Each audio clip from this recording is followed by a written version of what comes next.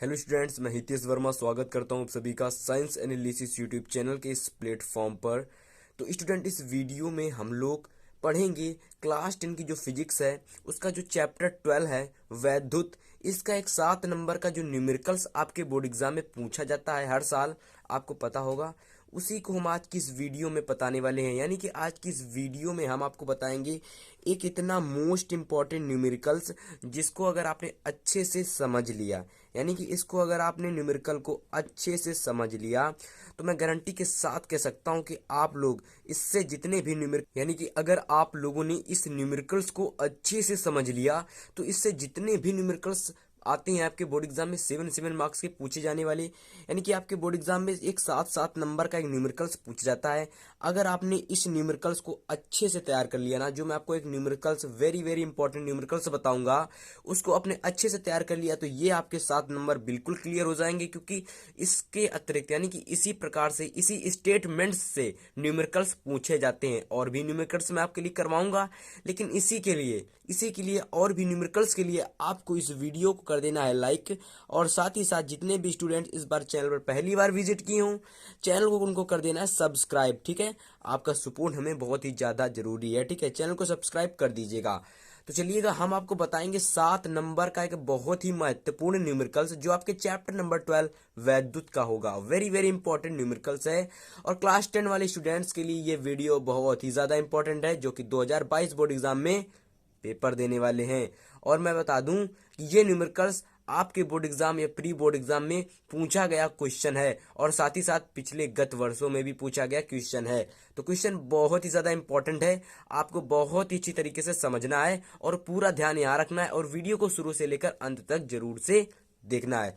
चलिएगा, हम न्यूमेरिकल्स आपको बताते हैं। ये देखिएगा, न्यूमेरिकल्स बहुत ही ज्यादा इंपॉर्टेंट न्यूमेरिकल्स है और आप देख सकते हो कितने साल पूछा गया न्यूमेरिकल्स है, यानी कि 2020, 17 और 13, यानी कि बहुत बार पूछा गया न्यूमेरिकल्स है।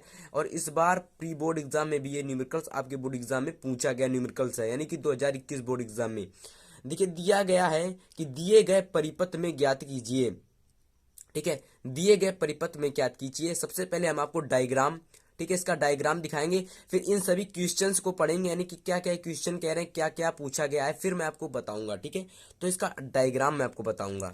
स्टूडेंट, इसका डायग्राम कुछ इस प्रकार से, ठीक है, इस प्रकार से डायग्राम है आपका। देखिए, लिखा हुआ है दिए गए परिपथ में ज्ञात कीजिए। तो सबसे पहले हमको ज्ञात करना ए तथा बी के मध्य प्रतिरोध, यानी कि ए और बी के मध्य जितने भी प्रतिरोध जुड़े हुए हैं उनका हमको तुल्य प्रतिरोध ज्ञात करना है। तुल्य प्रतिरोध क्या होता है, तो इसको समझने के लिए आपको श्रेणी क्रम और समांतर क्रम समायोजन समझना होगा। और वो समझे नहीं हो तो जाकर पहली की वीडियो देखो। मैंने पहली वीडियो में आपके 2 मोस्ट इंपॉर्टेंट न्यूमेरिकल्स कराए हुए थे, यानी कि 2 महत्वपूर्ण न्यूमेरिकल्स कराए हुए हैं। उस वीडियो को नहीं देखा, जाके चैनल पर विजिट करो, आपको 2 महत्वपूर्ण न्यूमेरिकल्स के साथ वो वीडियो मिल जाएगी। और उसमें आप लोग इन सभी चीजों को, श्रेणी क्रम, समांतर क्रम और साथ ही साथ ओम के नियम को भी मैंने उसमें समझाया हुआ है कि किस प्रकार से क्वेश्चन लगते हैं ओम के नियम से। ठीक है, तो देखिएगा, इसमें दिया गया ए तथा बी के मध्य प्रतिरोध ज्ञात कीजिए, यानी कि तुल्य प्रतिरोध ज्ञात कीजिए। तो देखिएगा, पहला पॉइंट हमारा ए ये है और दूसरा पॉइंट हमारा बी ये दे रखा है। ठीक है, दोनों ही पॉइंट दे रखे हैं। इन दोनों के यानी कि इन दोनों के बीच में जितने भी प्रतिरोध दे रखे हैं उनको हमका तुल्य प्रतिरोध ज्ञात करना है। ठीक है, एक बात मैं बताऊं, ये जो 2 प्रतिरोध हैं ये दोनों ही प्रतिरोध श्रेणी क्रम में जुड़े हुए हैं, साथ ही साथ ये दोनों प्रतिरोध श्रेणी क्रम में जुड़े हुए हैं। तो इनका सबसे पहले अगर हम लोग श्रेणी क्रम से, यानी कि इन दोनों को हल करेंगे तो हमारे हो जाएंगे 6 ओम। ठीक है, 6 ओम हो जाएंगे ये, साथ ही साथ ये हमारे दोनों 3 ओम हो जाएंगे। अब फिर ये दोनों जब अलग एक हो जाएंगे दोनों मिलकर, और ये दोनों मिलकर एक हो जाएंगे, तो ये आमने सामने हो जाएंगे, तो ये दोनों ही प्रतिरोध आसपास समांतर क्रम समायोजन में संयोजित हो जाएंगे।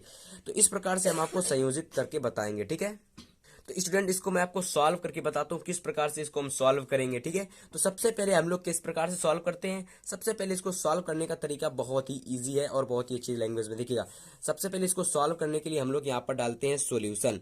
ठीक है, सॉल्यूशन डालेंगे और इसको हल करेंगे। ठीक है, यहाँ पर हल करने के लिए लिखेंगे परिपथ में, लिखेंगे दिए गए परिपथ में, लिखेंगे दिए गए परिपथ में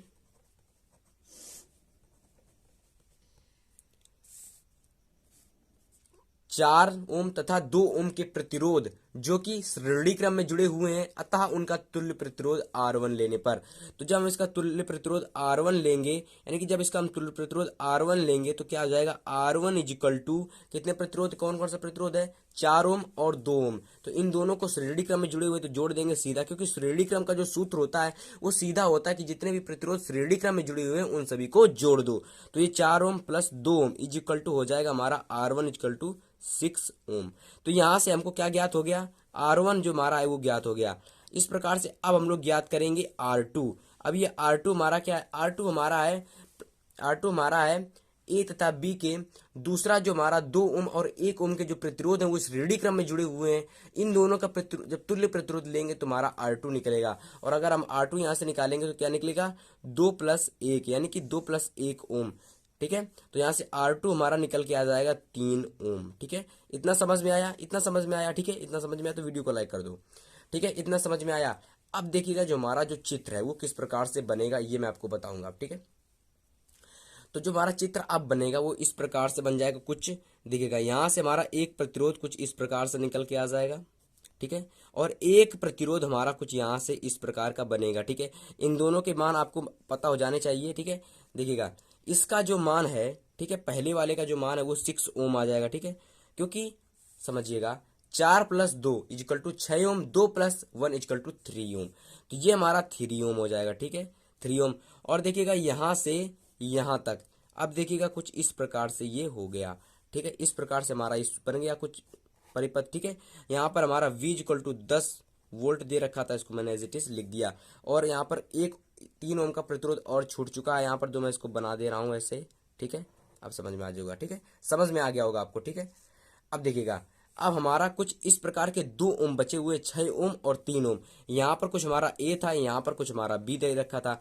अब हम लोग यहाँ पर नेक्स्ट जो पोजीशन लिखेंगे वो हम लोग लिखेंगे कि परिपथ में ए व बी के बीच 6 ओम तथा 3 ओम के प्रतिरोध जो कि समांतर क्रम में दिए हुए हैं, अतः इनका तुल्य प्रतिरोध REQ लेने पर, तो जब हम लोग इसका तुल्य प्रतिरोध परिपथ में ए व बी बिंदुओं के बीच में 6 ओम तथा 3 ओम के प्रतिरोध किस में दे रखे हैं, समांतर क्रम में दे रखे हैं। तो यहां लिख देते हैं हम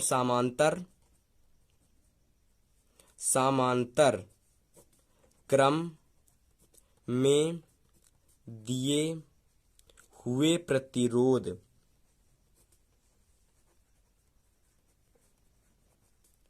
ठीक है, समांतर क्रम में दिए हुए प्रतिरोध हमारे कौन कौन से हैं। सबसे पहला हमारा प्रतिरोध हो जाएगा 1/REQ, क्योंकि हमने इसका जो तुल्य प्रतिरोध REQ लिया है ना, तो REQ इज इक्वल टू हमारा हो जाएगा 1 प्लस 6 प्लस 1 प्लस 3। और यहाँ से अगर हम इसको निकालेंगे तो यहाँ से 6 हमारा कॉमन हो जाएगा, और यहाँ से अगर एलसीएम निकालेंगे तो 1 और 3 2 जा तो 2 इधर आ जाएगा। यहाँ हमारा हो जाएगा 3/6, और यहाँ से 1 3 1 जा 3 3 2 जा 6, तो यहाँ से हमारा 1/2 आ गया। और अगर हम लोग REQ निकालेंगे स्टूडेंट्स, यानी कि अगर हम लोग REQ निकालेंगे तो वो हमारा निकल के आ जाएगा 2 ओम। यानी कि इस पूरे परिपथ ए व बी बिंदुओं के बीच में जो हमारा तुल्य प्रतिरोध निकल के आ जाएगा, ए व बी बिंदु के बीच में, ठीक है, बिंदु के बीच प्रतिरोध जो निकल के आ जाएगा स्टूडेंट्स, वो हमारा 2 ओम होगा। यानी कि कितना हो जाएगा, 2 ओम। तो ये हमारा जो फाइनली आंसर जो निकल के आया फर्स्ट ऑफ, वो हमारा निकल के आया 2 ओम। तो आई होप सभी को ये समझ में तो आया होगा। ठीक है, अगर नहीं समझ में आया तो दोबारा से देख लेना, आपको सब कुछ समझ में आ जाएगा। ठीक है, और इससे पहले मैंने 2 न्यूमेरिकल्स करवा दिए, उनको जाके जरूर से देखना, आपको और ये अच्छे से कॉन्सेप्ट क्लियर हो जाएगा। ठीक है, तो पहला हमारा जो दे रखा था, इनकी पहला हमारा कॉन्सेप्ट यानी कि पहला क्वेश्चन क्या दे रखा था, पहला पॉइंट दे रखा था कि ए तथा बी के मध्य प्रतिरोध जो कि हमारा निकल के आया कितना, हमारा निकल के आया है 2 ओम। ठीक है, तो यहां मैं लिख दे रहा हूं 2 ओम। ठीक है, 2 ओम निकल के आया। अब दिया गया है कि परिपथ में प्रवाहित धारा I ज्ञात कीजिए, तो हम लोग इसको ओम के नियम से इजीली निकाल लेंगे। ठीक है, ओम के नियम से कैसे निकालेंगे अभी मैं आपको बताऊंगा कि ओम के नियम से किस प्रकार से हम लोग धारा को निकालेंगे। तो देखिएगा ओम का नियम क्या कहता है स्टूडेंट्स, ओम का नियम कहता है B इक्वल टू IR। ठीक है, ओम का नियम क्या कहता है लिखेंगे, अब लिखेंगे सेकेंड। ठीक है, सेकेंड का उत्तर लिखने के लिए यहाँ पर हम लोग देखो यहाँ पर लिखेंगे सेकेंड का उत्तर क्या लिखे, परिपथ में प्रवाहित धारा I ज्ञात करेंगे। तो यहाँ लिखेंगे परिपथ में प्रवाहित धारा I का मान। तो यहाँ लिखेंगे परिपथ में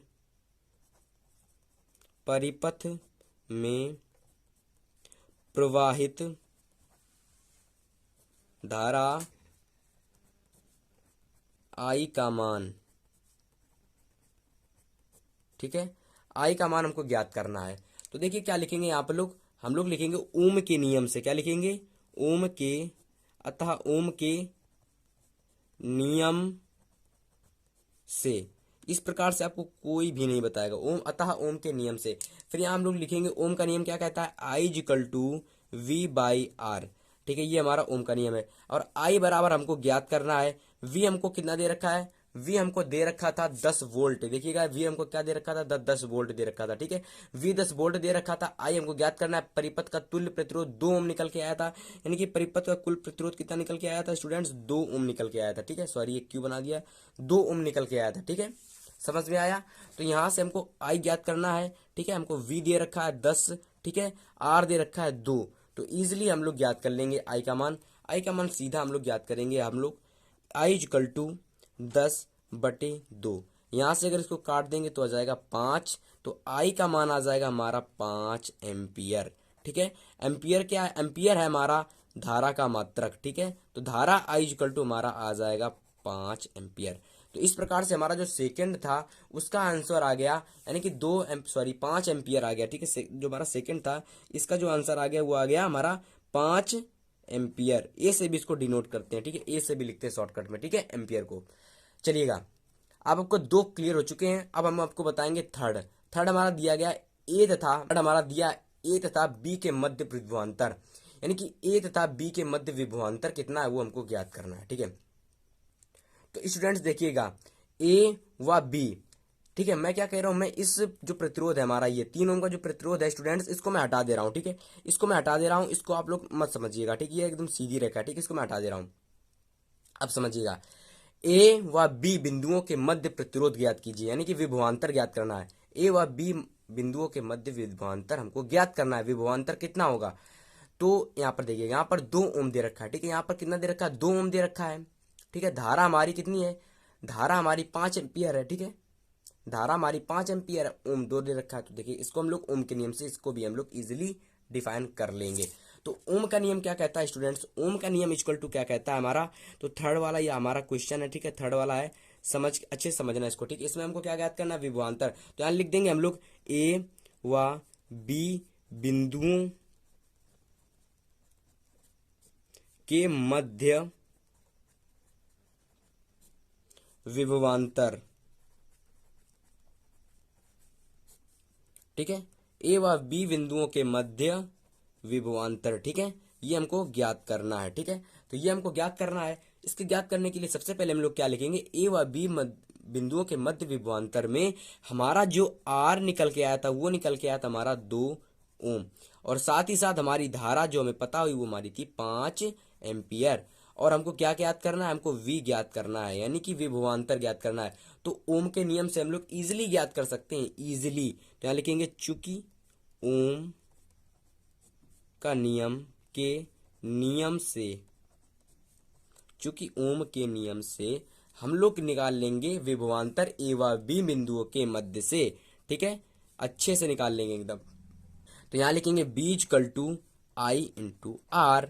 V इक्वल टू आई हमारा दे रखा है, आई हमारा कितना दे रखा है? आई दे रखा है हमारा 5, ठीक है। साथ ही साथ आर हमारा दे रखा है 2। तो यहां से अगर इसको हम करेंगे 5 दुना के 10 वोल्ट, यानी कि हमारा V इक्वल टू जो निकल के आया वो हमारा 10 वोल्ट निकल के आ गया। यानी कि अगर देखिएगा स्टूडेंट्स, यहाँ पर अगर हम ये 3 ओम का प्रतिरोध जोड़े रखते तो इसका जो वोल्ट था वो अलग निकलता। फिर आपको एक क्वेश्चन समझने में थोड़ा सा डिफिकल्ट लगता, लेकिन हमने इसीलिए 3 ओम के हटा दिया। अब आपको स्टेटमेंट सरल लगने लगा। और भी हम न्यूमेरिकल्स करवाएंगे, इसकी आप लोग चिंता मत करिएगा। चैनल को सब्सक्राइब करके रखिएगा, ठीक है। तो हमारा तीसरा आंसर भी क्लियर हो गया। अब हम लोग देखते हैं चौथा ऑप्शन हमारा क्या था। चौथा क्वेश्चन था हमारा 3 ओम के प्रतिरोध के सिरों में विभवांतर, जो कि हमने उसको हटा दिया, ठीक है। 3 ओम का जो प्रतिरोध था उसको मैंने हटा दिया है ताकि आपको अच्छे से समझ में आए। वैसे मैं उसको लगा रहने देता, लेकिन वो आपको फिर समझने में दिक्कत होती, इसलिए मैंने उसको हटा दिया है। अब आपको मैं क्या करूंगा कि आप लोग कुछ मत करिएगा, इस वीडियो को जितना हो सके शेयर करिएगा। और भी मैं इंपॉर्टेंट न्यूमेरिकल्स करवाऊंगा, जितने इंपॉर्टेंट ये न्यूमेरिकल्स है आपका, इससे कई ज्यादा इंपॉर्टेंट न्यूमेरिकल्स मैं आपको इस सीरीज में करवाऊंगा। इसके लिए आपको चैनल को सब्सक्राइब कर लेना है। नेक्स्ट वीडियो मेरी जो आएगी, ठीक है, और मैंने एक वीडियो बना दी न्यूमेरिकल से रिलेटेड, उसको भी आपको देख लेना है और अच्छे से आपका कॉन्सेप्ट क्लियर हो जाएगा, ठीक है। तो मैं आपसे यही कहूंगा कि आप लोग इस वीडियो को लाइक करिएगा, वीडियो पसंद आई हो तो, ठीक है।